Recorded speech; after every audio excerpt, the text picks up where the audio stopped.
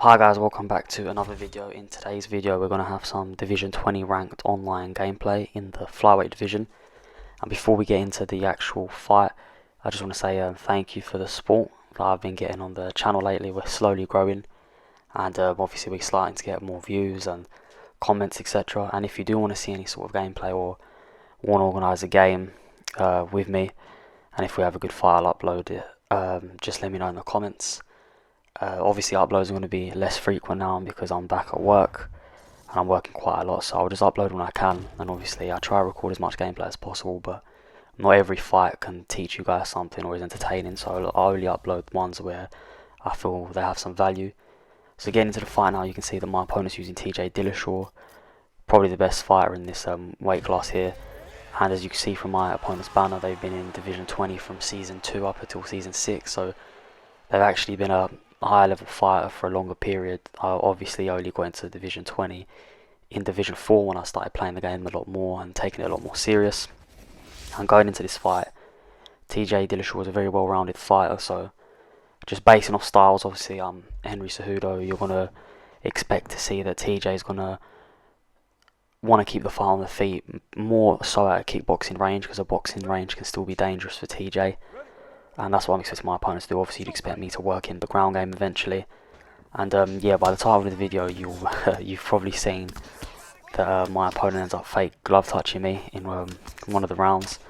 And this is one of the most scummiest things you can do in the game, if I'm being honest. It's something that I just don't see the need for it. It's very, very sad, and you often associate that with a low level player, but as you can see here, this guy, he's a top player. He's been in Division 20 for across many seasons, and he's still doing it up until now, which is, you know, it's extremely sad that people feel that's what you need to do to gain some sort of advantage. I don't know if he was annoyed or feeling a certain type of way, but that's really no excuse regardless.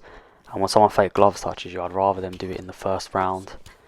So because I haven't withstood any damage, but this guy chooses to do it a later round, but you'll see what happens. You'll see how all that unfolds. But right now, as we're getting into the fight, you can see that my opponent's being very aggressive, and although my opponent has the reach advantage, my opponent's been constantly pushing the boxing exchanges, which is more than fine for me because I'm the smaller fighter. So as he's coming into the pocket, that's when I'm looking to do my best damage. And when I'm moving out of the pocket, I'm looking to attack the lead leg, because like I said in the video before, when you attack the lead leg, your opposition loses that small amount of punch power, and the more you work the leg, the less punch power they have. So yeah, that's why you'll constantly see me attack the lead leg. As you can see in these boxing exchanges at the moment, it's fairly even, but I'm feeling that I'm getting the slight advantage. I'm landing the sharper strikes. It feels like I'm doing more impact, and I'm already starting to rack up damage on the lead leg. And obviously it's a 5-round fight,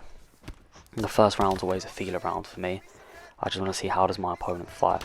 And as you can see, he gets me in the clinch here, works me towards the fence, and here I'm thinking my opponent's going to take my back, so I remain calm, but he ends up not doing so. And whenever I get out off the fence, you always see me rotate towards the middle to control the centre of the octagon and look to drive my opponent towards the fence if I want to take it down. So yeah, as you can see so far, again working the lead leg, and that damage is starting to add up already. We shoot for a turning takedown here just because I want to mix things up. I want to keep my opponent guessing. And we land in side control, which is a very dominant position. Arguably one of the most dominant positions apart from top mount and being on your opponent's back. I think side control, top mount and being on your opponent's back are the most dominant positions in the game. And here I'm just looking to, you know, stay here, get some control time, secure this first round, because it was pretty even up until that point. And obviously where I'm throwing strikes from the ground now, it's just my total strikes going up. So maybe in the judges' eyes they'll see that I've done a bit more damage. And as you can see here, we go for a submission just for points. I'm trying to lock in those stages. And I also want to see my opponent's submission defense. You see we got to stage 2 of that submission. So yeah, it was a good first round. I think I've done a nice bit of damage, and going into round 2 I know that I could probably get a stun off, and that's where I want to see how does my opponent adapt. Is my opponent going to do the classic thing of when they get stunned, they then go for a takedown? As you see, I hit a beautiful 1-2 there. And When you're fighting players, you notice that when you stun them or rock them or hurt them, they then look to initiate the grappling, and it's very typical, and it's something that if your opponent does do, you then catch on to. As you see, look how wild my opponent's thrown. As you see, I'm constantly attacking this leg. My stamina's in a decent position. I'm not sure what my opponent's is, but I know my opponent's head health is not in the best position right now. And right here, my opponent's trying to press me, and as you can see, we're definitely getting the better of the boxing exchanges now. And whenever my opponent backs away, I always look to hit the lead leg. Then my opponent gets a nice takedown here, but unfortunately for my opponent, I'm actually against the fence, and it's easier to get up when you're against the fence, just like in real life. So you cage walk up, and when I look to rotate out, control the center of the octagon, and once we're back on the feet, I have an advantage. And I know on the ground, statistically I have an advantage, and I feel like I do have an advantage, but if one avenue is giving you so much success, so if your stand-up's giving you a lot of success, you don't need to differentiate. You can just stay there, and you know, stick with your game plan, because often when you deviate, it's when you end up losing a fight. And what you're seeing my opponent doing now is when he's posturing up, he's looking for me to wiggle. So when I wiggle, I lose stamina. My opponent therefore has the stamina advantage and can then move to side control. So I'm not letting him do that. As you can see, I think my opponent ends up posturing up here, waiting for me to wiggle. Look, he's throwing strikes and he stops. I still have the stamina advantage, so he couldn't move forwards. And I think here's where, I managed to get up. So here I'm wary because my opponent could take my back. I think TJ also has the clinch submission, so I need to watch out for the guillotine. And now we're back onto the feet. Bang, straight away go for the leg. And as you can see now, I'm being a bit more aggressive just because I know my opponent's head health is quite low. I'm getting the better of these exchanges right now. My opponent's really starting to lash out.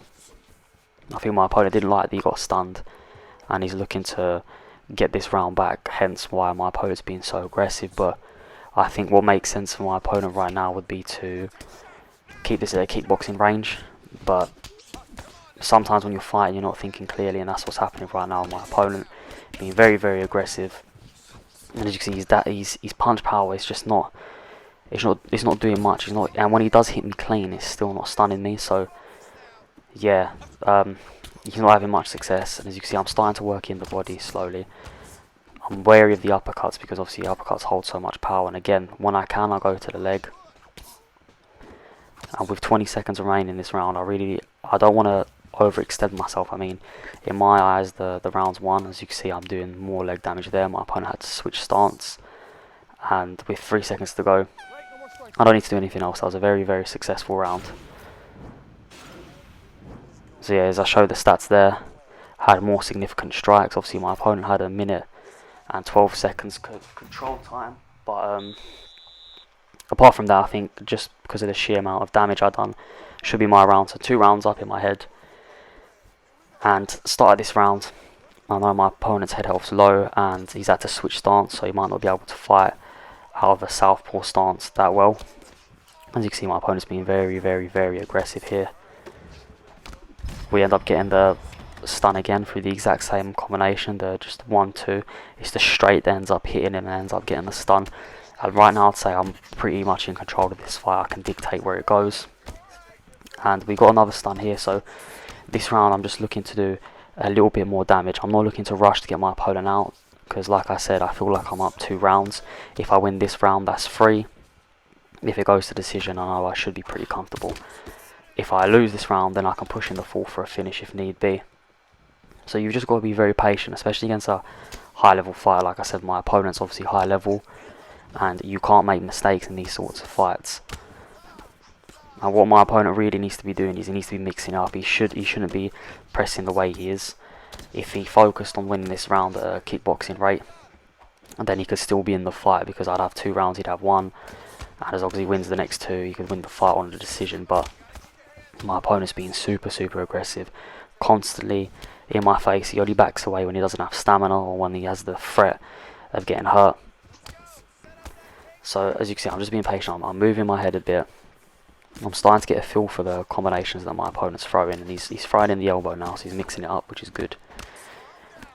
I haven't worked my opponent's lead leg as much as I'd like to right now. Obviously, switch stance, so this leg's fresh. As you can see, we use movement there to get out of the way, and we take my opponent to the fence.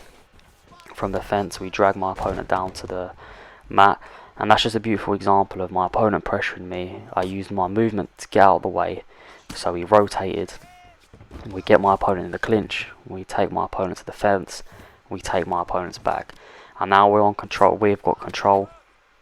We're going to rack up some control time. I'm just going to look to sit here for just a little while, because on the judges' scorecards this is always going to add up. So that's what I'm looking to do.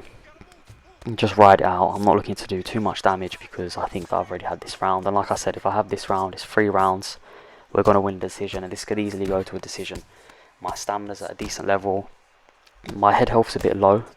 I haven't been stunned yet, but that's always dangerous, because if my opponent hits me with a big strike on the feet, it could potentially be just a straight knockout. And I know my opponent's head health is very, very bad, because when I got up there it was just flashing red instantly, look, and that's never a good sign. So my opponent done a good job there. I wasted my stamina and then he got up, but with 15 seconds to go, I'm not too worried. As you can see, we're sort of slugging out here with the last 6 left. And going into the 4th, I feel like I'm 3 rounds up. I think I checked the stats here, yeah, so I definitely think that was my round. So 3 rounds up. I know I just can't take any serious damage, and I should be okay. And start this round, bang. The scummiest thing you could ever do. And when my opponent done this, I was so mad. So mad. If I had like a live commentary reaction to that, I was losing my head, because I thought that is the saddest thing you could possibly do. And like I said, you associate this with lower divisions, but look, prime example here is this man. And I get up and I know I'm going to go for the finish now, because he's really annoyed me. I was going to drag it out and make it more painful for my opponent, but I lost my head and I thought, okay, if you want to do that, I'm going to knock you out. I'm going to really hurt you. And that's what I like to do here, is we get the drop, and as you can see how much more aggressive I'm fighting now. And this could have worked in my opponent's favour, because he could have slipped and uppercutted me and knocked me out or something, but I was just in that flow state and I knew I was going to knock out my opponent. You can't do that to me and get away with it. Like I said, I think it's one of the scummiest things you can do. So as you can see, I'm waiting, hit him with that straight's been a big problem. And look, I'm just bombarding him. We get him against the cage, and then we get a finish. Thank God we finished him, but he didn't win. So yeah, that was the fake glove touch, and then I think he ends up quitting, which is just sad, really pathetic from this fighter. But yeah, that was the video for today. Please like, comment and subscribe if you enjoyed, and I'll see you next time. Thank you.